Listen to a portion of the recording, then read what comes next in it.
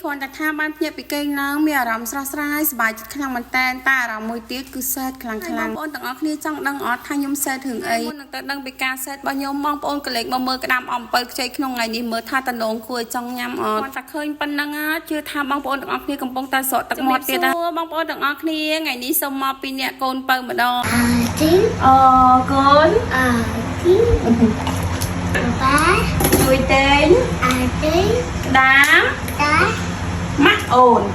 ថាកូនបើវិញគឺថាចេះចេះមកផ្ដល់កម្លាំងចិត្តឲ្យម៉ាម៉ាក់ជួយគក់ដៃម៉ាម៉ាក់បើវិធីធ្វើវិញតមុំតបានក្តាមមួយបងប្អូនអើយមិនមែនជាការងាយទេអង្គុយរាប់ម៉ោងតមុំតបានក្តាមជូនបងប្អូនទាំងអស់គ្នាខ្ញុំត្រូវអង្គុយតាំងពីព្រឹករហូតដល់ម៉ោង2ម៉ោង3យប់ក៏មានដែរខ្ញុំនៅតែមានកម្លាំងអាចតស៊ូបានសារជារៀងរាល់ថ្ងៃនេះខ្ញុំតែងតែឆ្លៀតមើលថែទាំសុខភាពរបស់ខ្ញុំជ្រើសរើសយកការញ៉ាំទឹកដោះ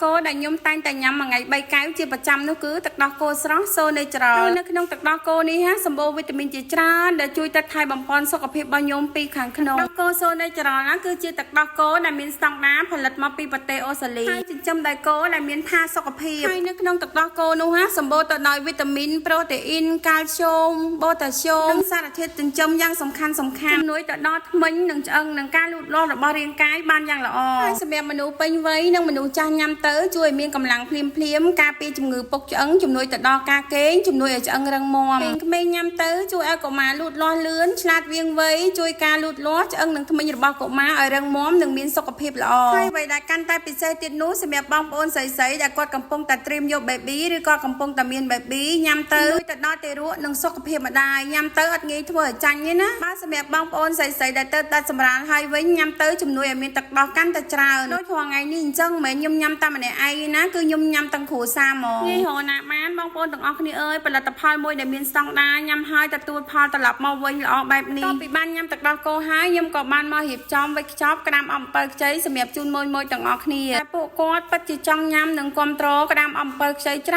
ើនខ្លាំងមែនតើពិតជាអធិស្ឋានបងប្អូនទាំងអស់គ្នាខ្លាំងមែនតើដល់ឥឡូវនេះខ្ញុំតម្រូវការបងប្អូនទាំងអស់គ្នាអត់ទាន់គ្រប់ទេបងប្អូនទាំងអស់គ្នាអើយខ្ញុំពិតជាចង់ឲ្យបងប្អូនទាំងអស់គ្នាបានញ៉ាំក្តាមអំពិលខ្ចីទាំងអស់គ្នាខ្លាំងមែនតើហើយសូមបងប្អូនរងចាំបន្តិចណាតែខ្ញុំធានាថាការរងចាំរបស់បងប្អូនពិតជាអត់ខុសបំណងទេ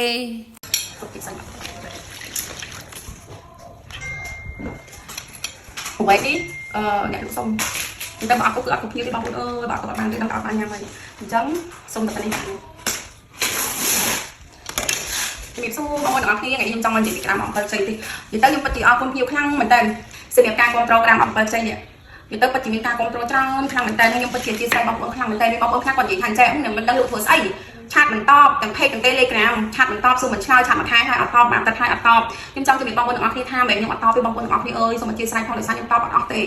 ិយាយទៅបើក្នុងពេកខ្ញុំវិញមកជិះលេងវិញណា5-6,000ឆាតទៅខ្ញុំតបអត់អស់បែបបងប្អូនទាំងអស់គ្នាឲ្យទឹកចិត្តខ្ញុំចង់ឲ្យបងប្អូនទាំងអស់គ្នាបានញ៉ាំក្តាមអំពិលខ្ចីទាំងអស់គ្នាហ្មងដូចខ្ញុំធ្លាប់ប្រាប់បងប្អូនទាំងអស់គ្នាអញ្ចឹងថាភ្ញៀវគឺបេះដូងខ្ញុំហ្មងមិនថារបស់ខ្ញុំឆ្ងាញ់ប៉ុណ្ណាបើអត់មានភ្ញៀវខ្ញុំក៏មានថ្ងៃនេះដែរហើយបើអត់មានភ្ញៀវខ្ញុំក៏មានកម្លាំងចិត្តដែរដូចសម្រាប់ទូទៅគឺខ្ញុំធ្វើត្រឹមម៉ោង9:10គឺខ្ញុំឈប់បាយតាឥឡូវហ្នឹងបងប្អូនថ្ងៃខ្លះដាច់ជប់ក៏មានដែរត្រូវធ្វើគ្រឿងទុកត្រូវអង្គុយកោសអំពិលត្រូវអង្គុយរៀបចំទុកបើសិនជាអត់ទេក៏អត់ទាន់បងប្អូនមកគ្នាទេហើយចំពោះក្តាមអំពិលខ្ចីគឺល្ងាចបានដឹកម៉ោង5:06ទឹកដឹកភាសាពីផឹកគាត់ខែសៀលហ្នឹងខ្ញុំកំពុងតែធ្វើអញ្ចឹងណាអត់ចូលចិត្តហើយទឹកដឹកជូនភ្ញៀវទីខ្ញុំចង់ជម្រាបបងប្អូនអរគុណខាងចែកពេកពេលខ្លះភ្ញៀវឆាតមកទៅអ្នកភ្ញៀវថ្មីគាត់ឆាតមកពីក្រោយទៅអ្នកឆាតមុនគឺគាត់ទៅក្រុមអស់ហើយអញ្ចឹងពេលខ្លះខ្ញុំអត់ឃើញទេមិនខ្ញុំរឹកឬក៏មិនចង់តបអីទេបងប្អូនអរគុណខ្ញុំសប្បាយចិត្តណាស់សប្បាយចិត្តមានកម្លាំងតែឃើញបងប្អូនគ្រប់គ្រងច្រើនខ្លាំងមែនតើក្តាមអំពិលខ្ចីសូម្បីតែឈ្មោះក៏រៀងខ្លាចដែរបងប្អូនអរគុណតែសារខ្ញុំមានបំណងថាដាក់ទៅឲ្យរៀងខ្លាចជាងគេអត់ខ្លាចពីគេហ្មងទៅដោយសាររូបមន្តក៏យើងបង្កើតខ្លួនឯងឈ្មោះក៏យើងបង្កើតខ្លួនឯងអញ្ចឹងក្តាមអំពិលខ្ចីមានតែមួយទេចង់ជម្រាបជូនបងប្អូនទាំងអស់គ្នាថាក្តាមអំពិលខ្ចីឥឡូវនេះអត់មានទទួលអត់មានខ្ញុំអត់មានតន់បោះដុំឬក៏ចែកចាយបន្តឬក៏មានដំណាំចែកចាយអីទេគឺមានតែនៅម្ចាស់ដើមគឺមាននៅក្នុង page ខ្ញុំម៉ាក់ជីងលីន page ជីងលីននៅ Telegram របស់ខ្ញុំប្រាប់ពីនេះគឺមិនមែនជាក្តាមអំពិលខ្ចីខាងខ្ញុំទេអញ្ចឹងកុំឲ្យបងប្អូនភ្ញៀវទាំងអស់គ្នាគាត់យល់ច្រឡំហើយកុំឲ្យទិញប៉ះក្តាមអំពិលខ្ចីតែមិនមែនជារបស់ខ្ញុំដោយសារឥឡូវនេះខ្ញុំឃើញមានច្រើនបងប្អូនទាំងអស់គ្នាដែលគាត់លក់អនឡាញបងប្អូនទាំងអស់គ្នាដែលគាត់លក់របស់ញ៉ាំពេលខ្លះគាត់យកឈ្មោះក្តាមអំពិលខ្ចីគាត់ share វីដេអូរបស់ពូខ្ញុំក៏មានគាត់យកឈ្មោះក្តាមអំពិលខ្ចីដូចគ្នាក៏មានក្តាមស្រីអំពិលខ្ចីហើយគាត់លក់បដាក់លេខទូរស័ព្ទគាត់ share បដាក់លេខទូរស័ព្ទគាត់មានក្នុងស្តុកអីចឹងទៅដល់ពេលភ្ញៀវទាំងអស់គ្នាឃើញយកច្រឡំថាអូតាមពិតក្តាមអំពិលខ្ចី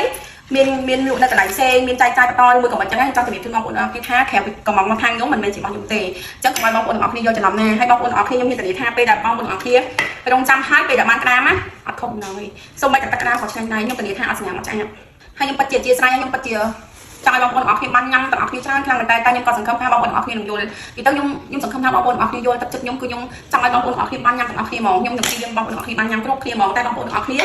ត្រូវរងចាំខ្ញុំបន្តិចណានិយាយទៅខ្ញុំដាក់ទៅតាមលេខរៀងសូម្បីតែខ្ញុំឆ្លើយលើ Telegram ខ្ញុំណាក៏ full ដែរពីមុនតែ page គេបងប្អូន page account Facebook TikTok អីមែនតើអញ្ចឹងហើយខ្ញុំឲ្យភ្ញៀវទាំងអស់គ្នាតម្លាក់ចូល Telegram ឥឡូវគាត់ខ្ញុំប្រកាសថាកំងតាម Telegram គឺ full ហ្មង 3-4,000 ឆាតទៀតអីអញ្ចឹងខ្ញុំព្យាយាមឆ្លើយពីក្រុមមកអញ្ចឹងបងប្អូនទាំងអស់គ្នារងចាំបន្តិចណានិយាយទៅខ្ញុំឆ្លើយតទាំងអស់មកកធុននេះណាសម្រាប់តែជើងនេះបងប្អូនទាំងអស់គ្នានៅពីជើងពេលល្ងាចទៀតអញ្ចឹងណាអញ្ចឹងបងប្អូនទាំងអស់គ្នាសម្រាប់បងប្អូនទាំងអស់គ្នាដែលចាំជើងពេលល្ងាចណាកុំទឿនបងប្អូនទាំងអស់គ្នាអើយឲ្យបាត់ទេតែខ្ញុំតម្លាក់ទូរស័ព្ទចុះហើយពេលខ្ញុំទៅធ្វើការគឺតម្លាក់ទូរស័ព្ទចុះហ្មងអញ្ចឹងសម្រាប់បងប្អូនទាំងអស់គ្នាដែលចង់ញ៉ាំក្តាមអំពិលខ្ចីកុំភ្លេចណាធ្វើការកក់ទាំងអស់គ្នាណាបងប្អូនអើយសូមបងប្អូនរងចាំខ្ញុំបន្តិចណានិយាយទៅខ្ញុំដាក់ជូនតាមលេខរៀងជូនបងប្អូនទាំងអស់គ្នាខ្ញុំព្យាយាមមែនតើដើម្បីឲ្យបងប្អូនទាំងអស់គ្នាបានញ៉ាំគ្រប់គ្នានេះគឺជារូបភាពដែលយើងកំពុងតែវិចខ្ចប់ក្តាមអំពិលខ្ចីជូនភ្ញៀវទាំងអស់គ្នាមិនថាសាយទូចសាយកដាសាយធំសាយ VIP សុទ្ធតែមានខ្លាញ់ល្អបែបនេះពីបានវិចខ្ចប់ក្តាមជូនមួយទាំងអស់គ្នាហើយឆ្លៀតមកណូតឈ្មោះភ្ញៀវទុកបន្ថែមទៀតណូតចុះណូតឡើងឈ្ងុយក្តាមដែរធំលែងបានហើយត្រូវតែដាក់មួយចានសិនបងប្អូនទាំងអស់គ្នាអីច្រើនទេមានតែក្តាមអំពិលខ្ចីនឹងបាយមួយចានទៅគឺរួចហើយបើស្នូកក្តាមវិញនិយាយពីថាខ្លាញ់ណាស់ល្អបែបនឹងក្លិនវិញណាឡើងឈ្ងុយហើយដឹងតែកំងម្ដងទៀតហើយអរគុណបងប្អូនទាំងអស់គ្នាសម្រាប់ការឆ្លាញ់ចូលចិត្តបើមានកន្លែងណាខុសឆ្គងបងប្អូនកុំប្រកាន់ណា